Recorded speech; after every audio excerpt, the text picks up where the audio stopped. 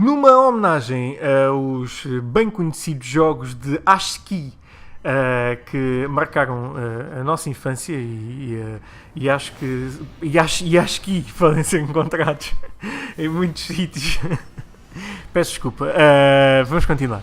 É que nós hoje temos aqui este é um vídeo especial porque nós não estamos sozinhos.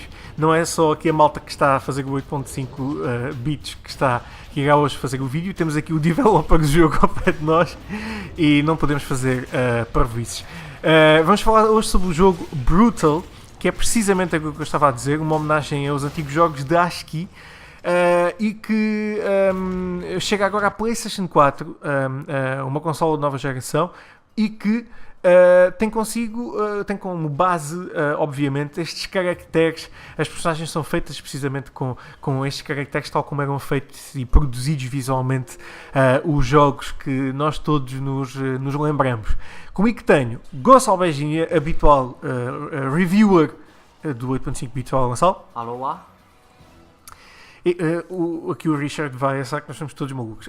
E temos também o Richard, que é o developer do jogo da Stormcloud Games. Hi Richard, how are you?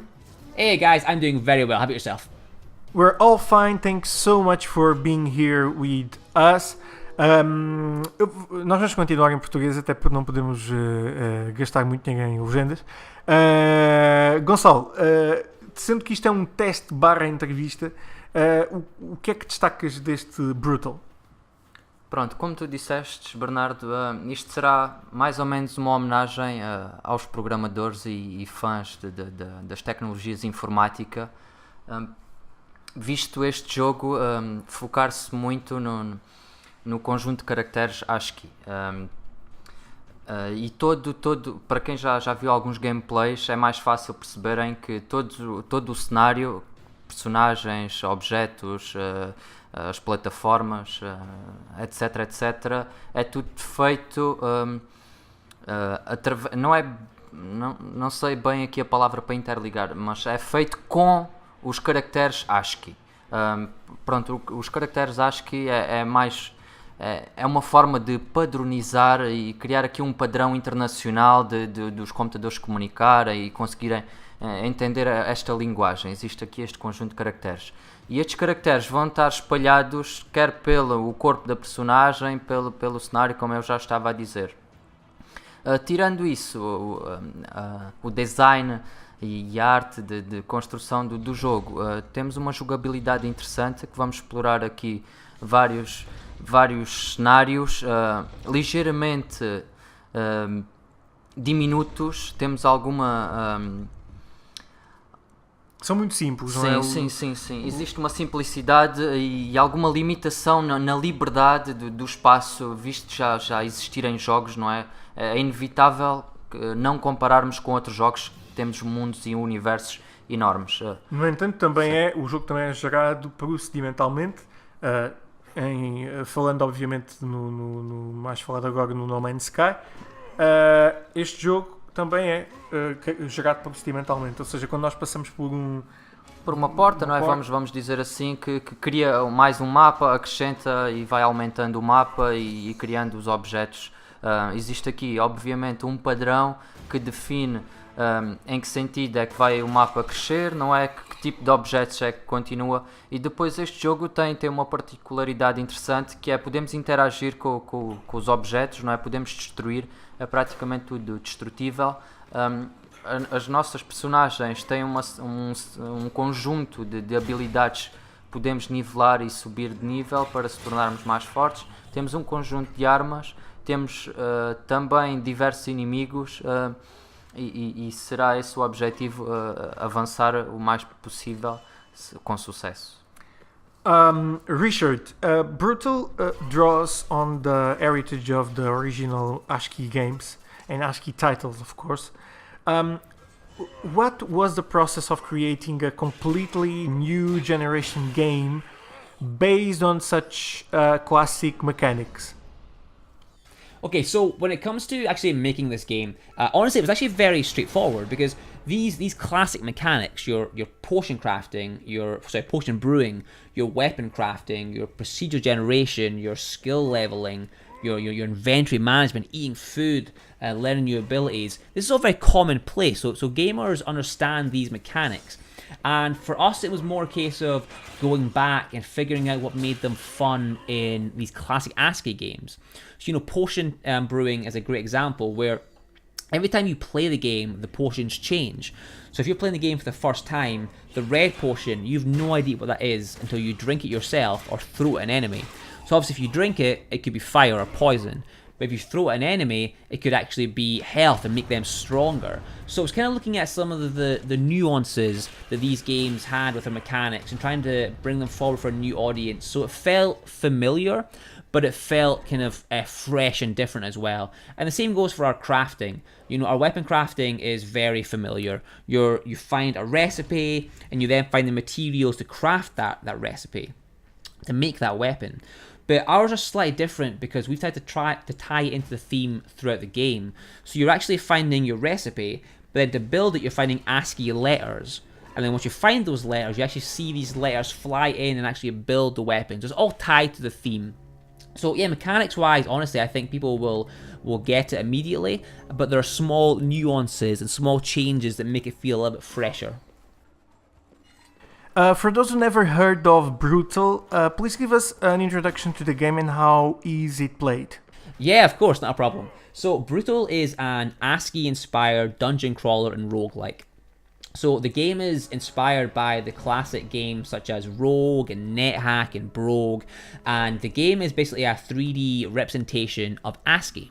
So what we've done in the game is taken that classic look, and we've built all our characters, our weapons, our world, everything is built from ASCII. And that gives us a very unique look. We get a lot of people saying that we've got a very Tron vibe to the game, and that's very fair as well. The aim of the game is to get from level 1 of the dungeon down to level 26. There are 4 character classes to choose from. The game's got permadeath. If you die, you start again. You do a new run. You can craft your own weapons, brew your own potions. There's obviously a bunch of enemies to face off against. You can learn new skills and abilities. One thing we have changed in the game is that we do have a save system. So we're very aware that with roguelikes, generally speaking, most people play them in one sitting. But ours isn't like a 1 hour game, it's slightly longer than that. So with our game, we added the ability to save the game whenever you want and come back later, which we felt, as gamers ourselves, but also game developers, we couldn't sit and play the game for 4, 5, 6 hours. So we've added that in as well to kind of make it kind of more jump in, jump out. So if you want to play it for 10 minutes and make some progress on level 4, you can do that. Stop playing, come back tomorrow and carry on. But the basic premise of the game is that you are playing an ASCII dungeon crawler and roguelike, and you're trying to get from floor 1 of the game to 26, along the way crafting weapons, brewing potions, getting stronger, and finally defeating the end boss of the dungeon. Brutal comes with an interesting art style and concept, tasking players with navigating through a procedurally generated world constructed from ASCII. We've heard the procedurally generated expression recently over and over again, and of course with the much publicized No Man's Sky. Please explain what is procedurally generated game? What is a procedurally generated game, and how does it affect the environment compared to other games? So, what is procedure generation? So procedure generation is the concept that as a small team, we can't design every level meticulously. That's just something we can do. So we are taking, our programmers are building it, so when the game launches, the game code is actually making the level for us based on a set of rules. So the programmer is saying, right, for this level, I want it to have, in general, 30 enemies, 50 potions, and it's going to have 19 rooms. And the game will then go in and build that. But how it's laid out, the size of these rooms, where these rooms are, where these weapons go, where these potions go, where these enemies appear, that is all random. So it's procedural, it's all random. And it allows you to have an almost sort of infinite number of possibilities. So, if you played the game once from level 126 and you played it again, you would recognize things, right? You would recognize, okay, I know those enemies, I know this room's kind of, but you would never know the exact path through the game. So it adds quite a lot of replayability to the game. When it comes to No Man's Sky, for them, again, they're a very small team as well, so it's allowed them to create this vast, massive game, this really big game, without needing to design every single planet, you know? Like, if you think about a game like Skyrim, let's say, or the Uncharted series, all those areas are handcrafted by someone. They take years to build. And it's a much bigger team, it's a much bigger expense, and it's a very hard thing to do, in all honesty. But with, procedure generation, you can actually build things and refine it based on code. So you can go in and go, cool, this level's fun, but actually I don't like how they're spawning items here. It looks too samey, it looks boring. So we can go in and tweak that algorithm and actually make the level and the layout change based on that. So it allows you to try and test things a lot faster versus actually having to build new levels over and over and over again. Do you think procedurally generated games will be a big role in the future? So, I think with procedure generation, I think they've already played a huge part. If you look at games like Rogue Legacy, Binding of Isaac, obviously there's Us. I would almost say thousands of games with procedure generation. I think No Man's Sky is the one that the masses have caught on to as using this technique. But it's been used for a long time. Spelunky is another great game that's used it. So I think it's very popular with smaller teams because it allows you to do more with less, if that makes sense. So I think it'll always be there. It'll always be a thing. But I also think that crafting levels will always be a thing because there are some incredible designers out there who make amazing levels. So I think you'll see both going forward. I don't think there's going to be one or the other. I think there's a place for both of them in game development. What about VR? What about your expectations for this upcoming release? So with VR, I think it's cool. I think it's one of those things that before I played VR, I didn't really have an opinion on it because I think, and we've heard this time and time again, but I think with VR, you actually need to experience it before you know what it is or if you like it. So I think VR is cool. I think it's an interesting thing. I hope it does well, because if it does well, it means that there's another audience looking for different types of games. But right now, it's a niche thing, right? It's not a mainstream. There's not a lot of VR users at the moment, so it's definitely a smaller thing. But I think as it grows, it'll become more popular and more important for game developers. So I'm pretty excited to see what happens with it. We've got nothing planned at the moment for VR, but I think it's an exciting thing. And speaking to my friends who work in the games industry and work in VR, it's sort of like this new frontier because you've no idea what works and what doesn't work and how you're going to make things work. So I think it's a very interesting thing for game developers and for gamers, and I hope it does well, because I think the possibilities of VR are endless, and I'm excited to see what people do with it. On Brutal, the players' goal actually is to reach the 26th floor and take the Guardian of the Dungeon. And they can do it, of course, with a variety of ways. Please explain some of them, and of course, the customization part of the player's character. Sure. So the aim of the game is to get from floor 1 to floor 26. And I mean, you can do that in a variety of ways. You can obviously speedrun the game, so you can just try and run as fast as you can from level 1 to 26 and do it in the quickest time. Or you could explore every level, find all of the items, find the weapons, find the potions, and become stronger that way. In terms of customization, as I mentioned, there are 4 characters you can choose from: the Amazon, Mage, Ranger, and Warrior. And each of them start off slightly differently. As you'd expect, the Warrior is stronger, he's got more health, deals more damage, but he's slower, he's slower to move around, walks a little bit slower. But the Mage, on the other hand, it has less health, but he can do long range damage and magic abilities. But when it comes to customization, they can all do anything. It's more how they start, if that makes sense. So with the mage, you could, through the skill system and experience, you could learn how to wield an axe. You could learn how to be this mage, this wizard who is holding a giant axe and also casting spells, like a battle mage almost. So you're never locked into one playstyle.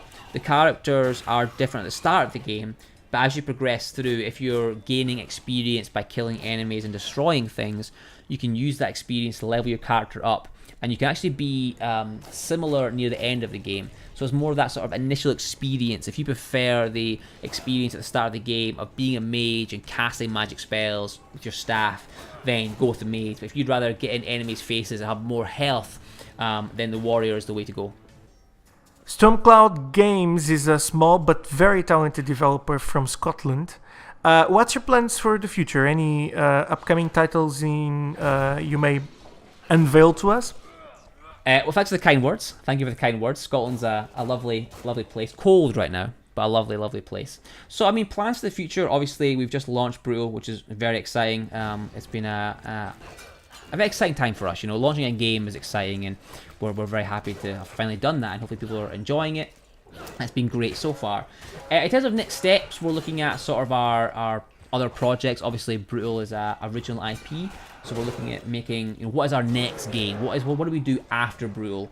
And that I have no idea yet. It's quite an exciting time though.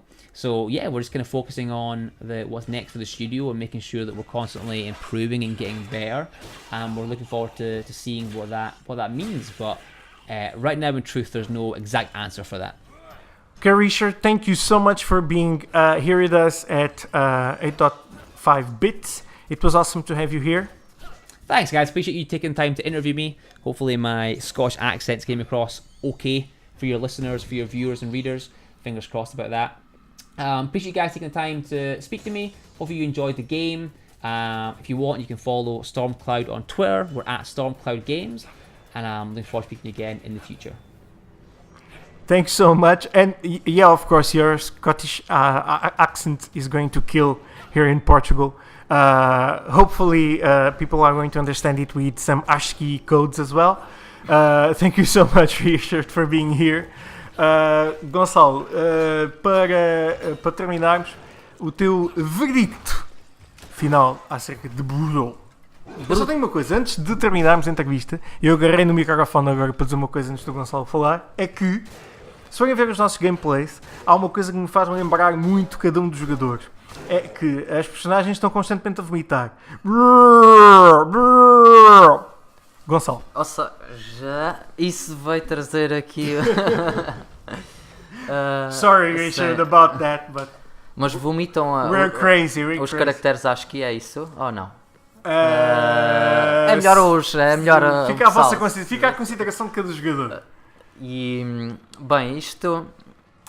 Existe aqui um misto de crítica e de positividade. Ainda bem que o Richard não percebe português. Como é óbvio, não é? Temos que ser sinceros, claro, não é? E é assim que se evolui uma crítica construtiva, não é? O jogo, obviamente, está muito bem feito, está brutal e é sempre muito bem-vindo e agradecemos por esta oportunidade, toda a equipa, obviamente.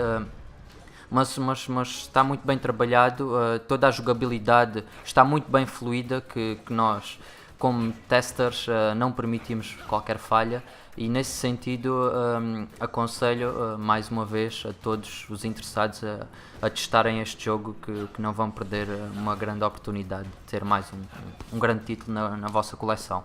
Um grande título indie está disponível já na PlayStation Network, vão até lá, o jogo é baratinho. Podem comprar e tem algumas horas de diversão, obviamente, como diz,